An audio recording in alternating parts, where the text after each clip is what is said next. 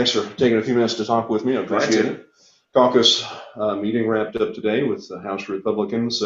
What were some of the things that came out of that discussion today? Anything in particular stood out? Well, I think we came out of today with a whole lot of excitement about getting back to Jeff City for the start of the legislative session in January. This kind of marked our last formal meeting of the year, and a time where we kind of take stock of all the work that went in over the interim and really start laying out some priorities for next session. So I think what you're going to see is a caucus that's ready to come to work in January, and a caucus that doesn't waste any time in getting down to business in January.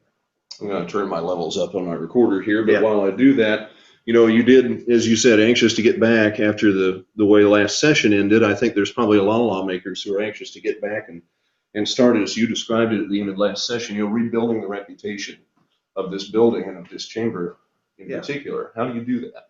Well, I think we do it by example. I think we do it by showing people that this is a professional, competent legislative body. And as I've said many, many times, the overwhelming majority of the men and women who serve here in Jeff City are good people that are here doing the right things. And we've got to make sure that we do a better job of creating the kind of environment where those people thrive. But in addition to that, we're going to start taking additional substantive steps. I think we took a dramatic leap forward this summer by putting in place one of the strongest sexual harassment policies that you'll find in any capital in the country.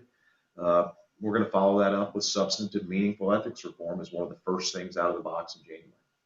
All right. How do you keep some of what happened last year from becoming a distraction? There may be some who try to continue to raise that. Well, those that want to continue to try to raise it are using it for a distraction, and we're not going to let it take away from the substantive work that needs to be done. I think the people of this state expect their legislature to be functioning, and they expect us to tackle the tough issues that are facing the state. And we're going to follow through on that commitment we've made to the voters to do just that. One of the big questions that's out there is whether or not right to work will come up this year and how far it might make it. There's a lot of, no one is saying this officially, but there's a lot of thought that, well, if it is brought up in the House but doesn't get any more support than it did, probably wouldn't be brought up in the Senate anyway. Does the House want to even bring that up to a vote this year? Well, I think the House majority is committed to doing labor reform, and I think we believe that labor reform will help improve the economic environment and help grow our economy, which is a #1 priority for us as a caucus. We haven't made any official decision or firm decision on what's going to happen with right to work or with any other piece of legislation at this point, and we'll kind of let the process play out as we get back in session. With the caucus discussion today, what are some things that you feel like are across the caucus the biggest priorities? You mentioned ethics. Is that one of them? Yeah, absolutely. I think our caucus is committed to doing ethics reform, and I think you'll see very strong vote counts when we're able to bring those things to the floor. I think we'll have bipartisan support on those. I think there's a lot of interest in the caucus at tackling the tough issues that have been facing the state. Transportation, infrastructure, and potential solutions there were a big part of our discussion today.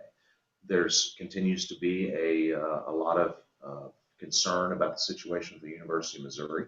I think a sincere desire to try to improve the environment there, but a lot of concern about some of the things that we saw over the summer and fall. Beyond that, you're going to see budget be a big issue, as it is every legislative session. It's our one and only constitutional responsibility that we absolutely have to do, and it's going to be a big part of the conversation, because it's our opportunity to try to set the priorities for this state. And we've obviously had some significant disagreements with the governor in the budget process over the last several years, but we're hopeful that we're able to come up with a good budget that puts money where it needs to go. You mentioned transportation. At a forum over the weekend, Chris Koster made the comment, this is at the Missouri Farm Bureau Forum, that he doesn't believe House Republicans will vote for a tax increase to support transportation. Do you think that a transportation mechanism gets out of your chamber, and could it be a tax increase? Is he right about that? Well, I think as a legislature, we're pretty committed to holding the line on taxes, and it's something that most of us have campaigned on, and most of us intend on fulfilling that campaign promise. We're going to be open to some solutions on transportation. My view is that we've spent too much time focusing on the mechanism and not enough on making transportation spending a priority. We have a $27 billion budget, and we have the ability to do some things within the budget to make that a priority. We have to start addressing not only the short-term challenges, though, in transportation, but also the longer-term challenges as well. So we're going to have a number of proposals filed, and as they work their way through the legislative process, we'll find out which ones have support and which ones don't. What are lawmakers talking about with the University of Missouri in terms of, could there be some repercussions for some of the things that we saw in the summer? I think I'd reject the notion of repercussions. I don't think it's about repercussions or retribution. I think it's about trying to ensure that the university is better going forward. And there were a lot of things over the course of the fall that came to light that are troubling for lawmakers. One, a situation where it didn't seem like there was a whole lot of leadership in place. Two, there are big questions being raised about the curriculum and the workload for a lot of the professors. So I think you'll see some legislation in those veins. I also think you'll see a robust conversation through the budget process about what the appropriate funding level is for the University of Missouri. But that's not going to take the form, at least in the House, it's not going to take the form of retribution. It's going to take the form of trying to get to substantive answers to make the university better tomorrow than it is today. With Amendment 10, the past couple of years ago, we saw an accelerated budget timeline last year. Will we see that again this year? Yeah, I think you can expect an accelerated budget timeline, and I think you can also expect us, if the governor continues to needlessly withhold from vital state services, I think you can expect that the legislature will exercise the power the voters gave us through Amendment 10. There are critical services and critical increases that we put in places like mental health and funding for providers that deal with people and children with developmental disabilities. And I think it's unconscionable that the governor continues to withhold, despite the fact that there is not an economic justification for doing so. So if that's still the situation when we get back in January, I think you can expect to see fairly early action to override the governor's withholds in some of those areas. And you mentioned too an ethics bill being one of the priorities right out of the gate. How quickly do you think you can get that out of the House? I think we can have it out of the House very quickly. And you know, the benefit of being in the second year of a General Assembly is that we don't have as much time to get organized. Our rules are in place, our committee's in place. So you'll see ethics bills that are referred to committee on the very first available day, which will be the second day of the legislative session, Thursday. Some of the other issues that we've been hearing about in recent weeks, of course, there have been committee hearings, among other things, on refugees coming into the state. Do we expect to see some kind of legislative action on that issue? I think our caucus remains, like the public, very concerned about safety. And as we've seen yet another tragedy in California, I think there's going to be continued interest in that. So I don't think we've settled on any particular solution yet, but I do think you'll see a legislative response to the fact that the governor has not acted here. And it's important to remember, 31 other states have governors who have acted in this space, and our governor has not. So if that continues to be the posture of the governor, then we will be in a position where we will act. What about the argument that refugees aren't as great a threat as, say, homegrown terrorists or people who are coming into the country from other means? Are there other areas that should be looked at, and is it the state legislature's role to look at any of these? Well, I think it's the state legislature's role to look at it to the extent that the state's involved in those programs. And I don't think this is a mutually exclusive situation. I think we ought to be concerned about the threat from all of those areas. But this is the area where we know the state has some role. The department's acknowledged that through our budget hearings. And so we're going to continue to try to find legislative solutions to deal with this, unless and until there is an adequate vetting process for these individuals coming. And we very much believe that Missouri and the United States ought to be open to those who are fleeing religious oppression. I think that's an important fundamental principle of our country. But we cannot do that at the expense of security. And so my hope is that additional measures will be taken in Washington to ensure that security, and we're able to welcome those people here. But safety and security needs to be our number one priority. Now, as part of a broader discussion on security, there's been a lot of talk in recent years of increasing security at this building. Yeah. How much is that discussion moving forward, and has anything that's happened over the last few months accelerated that? It's been an active discussion over the summer, and it will continue to be a discussion We're going to be working on some new measures to try to improve security in the building as has happened at other state facilities. So I'm not sure that those are necessarily motivated by the events of the last few weeks or months, but they've been an ongoing concern and things that we want to address. What kind of things do you think we might need to see here? Are we talking metal detectors? Do you have any idea? Look, I think there's a whole range of options that are available, and we're discussing them. So I really don't want to get into the kind of the details of what's a part of that plan, but we intend to take some positive steps forward. Obviously, I don't think it'll be everything under the sun. Some of them would require structural changes to the building that we're not obviously prepared to make as we head into this session, but we do want to improve the overall security environment here in the building. Discussions continue in St. Louis and in the governor's office and elsewhere about the NFL stadium situation there, even though it looks like many indications the Rams will not be staying in St. Louis. What are you kind of interested in is how that is shaping out now as that situation continues to develop? Well, we as a legislative body, and it's been a bipartisan cross section of legislators, have told the governor that we do not intend to allow him to obligate the people of this state to another 35 years worth of public debt without a public vote or legislative input.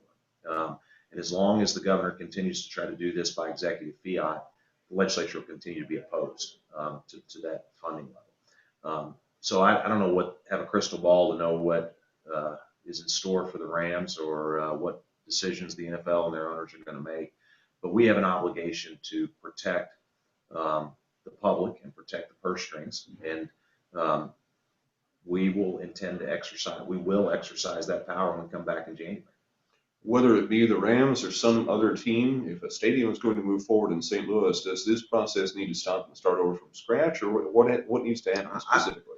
I'm not sure. I think that'd be up to the governor and the advocates to decide what they want to do from here. And until yesterday, when the Board of Aldermen met, it's the first time we saw any real concrete details of what the state would be even asked to do, despite the fact we've been trying for months to get those details. So there remains a great deal of concern about the financing plan that was put forward by the governor, and that concern will continue to be there until the governor comes and engages with the legislature and makes his case. The issue that's been at the forefront for Democrats for the last number of sessions has been Medicaid expansion. Last year, managed care became law in Missouri.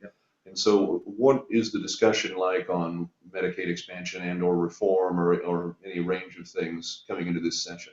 I think Medicaid reform is going to be a big part of the conversation as we can start the process of implementing the managed care expansion that we authorized last year. I think there will continue to be discussions about how we are able to make that the best managed care system that we can have. But discussions about eligibility expansion are not going to go anywhere in the House. And I don't think you'll see them go anywhere in the Senate. And that is because fundamentally, we have a caucus that doesn't believe that we ought to put more Missourians, 300,000 more Missourians, on a system that continues to have cost overruns and doesn't produce particularly good outcomes. We anticipate that the governor is going to come back to the legislature this year for what's probably going to be a multi-$100 million supplemental budget request, the bulk of which will be to fund growth in Medicaid spend. And that's before we've expanded Medicaid eligibility. So, and you've seen this experience in other states. Other states that expanded have experienced significant overruns in terms of their Medicaid spend. So I think until we find a Medicaid program that people believe is more efficient and believe is more cost effective, there won't be any productive discussion on the issue of Medicaid expansion. My hope is that Congress and hopefully with the new president find a way to repeal and replace this law with something that does make sense. This will be the first of what many assume will be 3 sessions under a Todd Richardson Speaker of the House. And how do you envision things running differently now that you're starting off the session in the Speaker's role? What's your approach? Well, my approach is going to be to allow the process to work and try to create the kind of environment where a process works the way it was intended to. That's probably going to be a little more bottom-up style than we've seen in this office in some other years. And I think that's what the House and the legislature needs right now. So, but I hope that the next session will be seen as one that was productive, and one where the legislature was willing to tackle tough issues. And I think if we do that, that when it's all wrapped up in May, that we'll be able to look back and say it was a productive session. You have a very active group last year of freshman legislators, Yeah. freshman House members that came in, some of them filing bills very quickly, Yeah. a couple of those that tackled some pretty interesting issues that one way or another ended up panning out. And tell me about dealing with that freshman class. Is that an advantage to you? Oh, it's absolutely an advantage. I mean, the talent and the energy experience we've got out of that class, and the rest of my caucus and the General Assembly, is a big part of why we're able to be successful. We all, in an era of term limits, we all get a limited amount of time to serve up here. So I've never been one that believed that our new legislators should take a back seat and sort of wait their turn. When people have good ideas, whether they're just elected or they're on their way out the door 8 years later, those ideas should come to the forefront, and those people should advocate for those ideas. So I was proud to see the way our freshman class took ownership of some of those issues last year, and I expect they'll be a big part of the legislative agenda again this year. Any discussions yet with the minority caucus and what your shared priorities are, how you work with them, especially now that you're in this new position starting the session? Yeah, Leader Hummel and I have talked on a number of occasions, and I think there are some policy areas where we can find some agreement. Obviously, there will be some areas where we have deep and stark divides, but I intend to try to make the House a place where everybody's opinion is given the opportunity to be expressed, and that we're treating our members with respect. I know that's a goal that Leader Hummel shares as well. Couple of minutes left, and something I didn't ask about you before, what I need to come back to is the hearings and the controversy over Planned Parenthood over the summer. Let me start by tying that into the MU discussion, because we already talked about the protests and the perception there and what might come from that. But MU is also tied to the Planned Parenthood situation, whether it's legislative or budgetary, or what are the thoughts going into the session about response to what happened over the summer with Planned Parenthood? Yeah, well, I mean, obviously, we believe the University of Missouri made the right decision. They should stick by their guns to revoke the privileges of Planned Parenthood. In terms of what the next steps are, we're going to have a number of proposals that'll be filed there.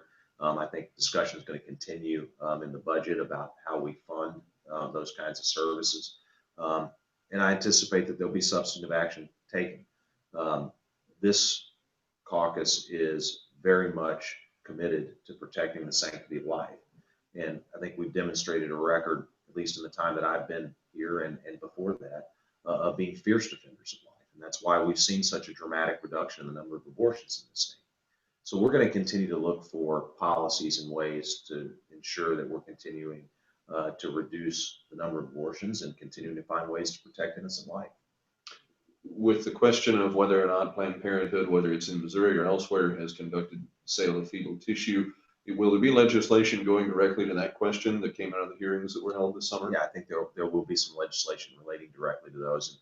And I know Representative Koenig and Representative Franklin have some thoughts on that, and particularly on the kind of record keeping that needs to happen. That was a big frustration of their committee, was that nobody really had any records. It didn't look like anybody was checking up on the records for these facilities.